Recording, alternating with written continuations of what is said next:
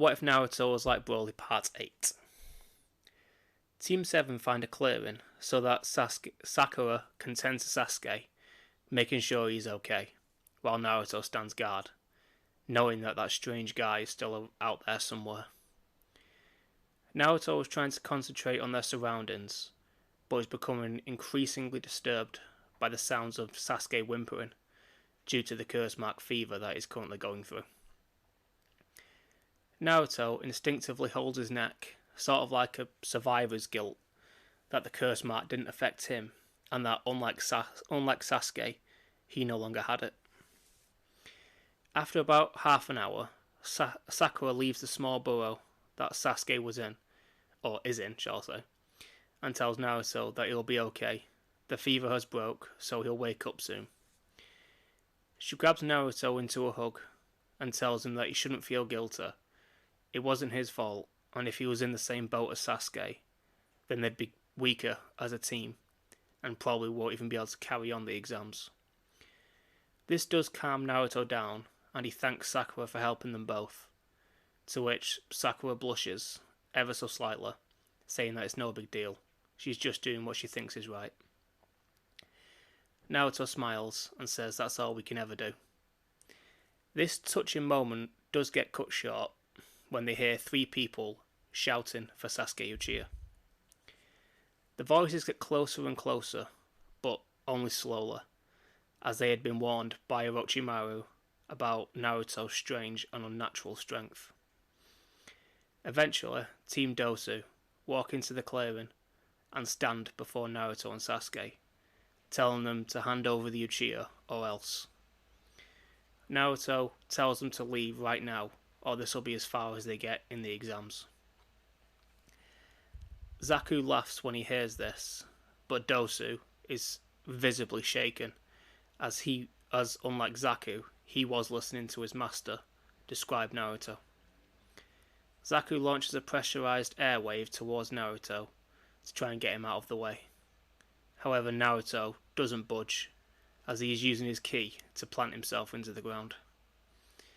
Zaku is surprised by this, and the entire team gets scared, as they feel the immense pressure coming from Naruto powering up.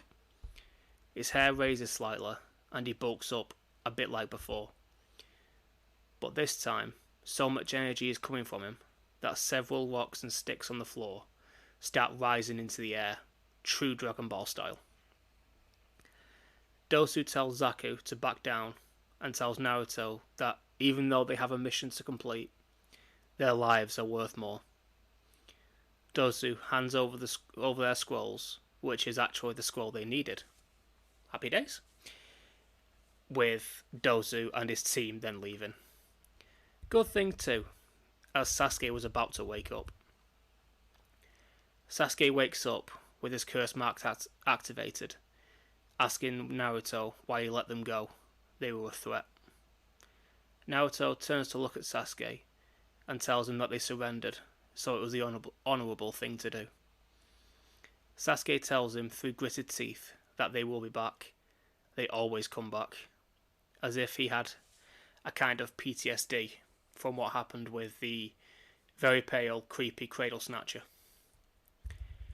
Naruto and Sakura both tell Sasuke to let go of whatever power he is using, as he isn't acting like himself. He's acting like a maniac right now. Sasuke looks at them with a twisted smile. He was about to tell them to be quiet, as they don't know what they're talking about. But he catches his reflection in a nearby stream, and could see the marks on his face, as well as the sickening smile that reminded him so much of the snake Sanin. Through some effort, he does manage to get the curse mark to recede, and drops to his knees, telling his team that he's sorry for the way he acted. Naruto smiles slightly, and tells him it's okay. He knows all about having a power that can't be controlled. Sasuke smiles a little, thinking that Naruto is right and is one of the only people that actually does understand. With both scrolls in hand, they head to the tower in the centre and make very good time, getting in the building faster than any other team. just ahead of Gaara. Gaara and Naruto look at each other, and clearly there was some killing intent coming off Gaara, directed right at Naruto. Naruto gets excited again at the prospect of getting into a good fight, but Sakura grabs him by the hand, telling him that they need to focus on what they were doing. They open the scrolls, and Iruka comes out of them, telling Team 7 that he's proud of all of them for getting this far, to which they all smile, and Iruka tells them that they have some time before the next stage to get some rest. Team 7 enter one of the rooms as to get some rest, while Naruto, who was still wide awake, checks Sasuke's curse mark and sees if there was anything he could do. He channels some of his ki into the spot of the mark, where the mark is, and something quite interesting happens. A very small, bright green barrier forms around the curse mark, sealing it even more effectively than Kakashi did in canon. Naruto tells Sasuke to try and activate it again, as hopefully it shouldn't be a problem anymore. Hesitantly, Sasuke activates it, and to his surprise, his mental state doesn't change, and he feels a lot stronger than he did before. With a closer look, the black marks that cover his body have taken a very slightly green tint. Sasuke tells Naruto that he feels strong and he can't explain the power he feels. They conclude that due to the barrier mixing with the curse mark's activation, they inadvertently gave Sasuke access to a very small amount of ki. After a while, other teams start turning up. None of the Hidden Leaf teams are the least bit surprised that Team 7 got there before them. After all the teams get into the tower, the proctor for the preliminaries comes and leads them to the next stage. The Hokage stands there waiting for them, and tells them that too many have passed this stage, so before the third stage of the exam, they will have a preliminary round to see who makes it to the finals. I'm going to go over the 3 fights that I'm actually going to go over quite quickly, as I don't want to make this part too long. Firstly is Naruto versus Kiba.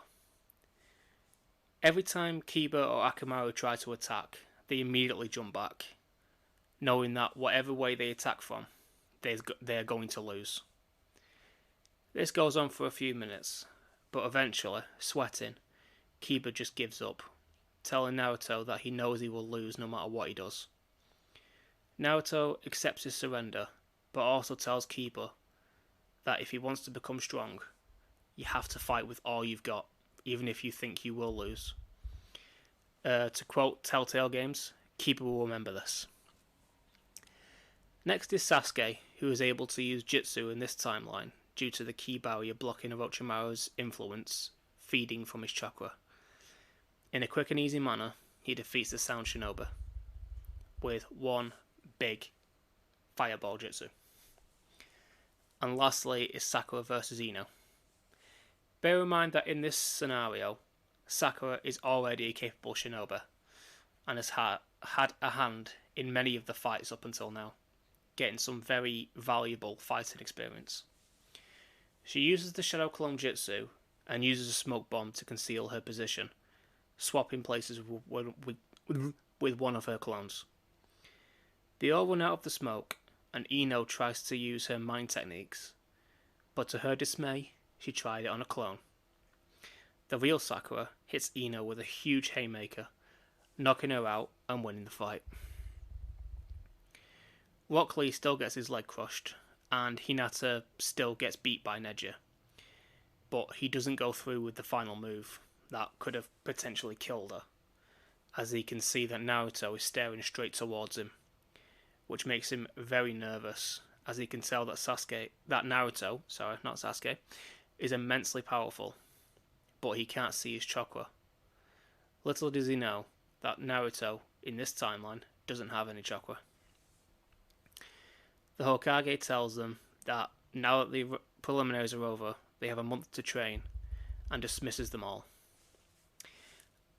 Just a quick note, for the final round, I am going to randomise the matches, as we do now have a new contestant in the form of Sakura. Anyway, let me know what you thought about this part and any improvements I can make. Subscribe and share if you really want, and I'll see you all later. Bye.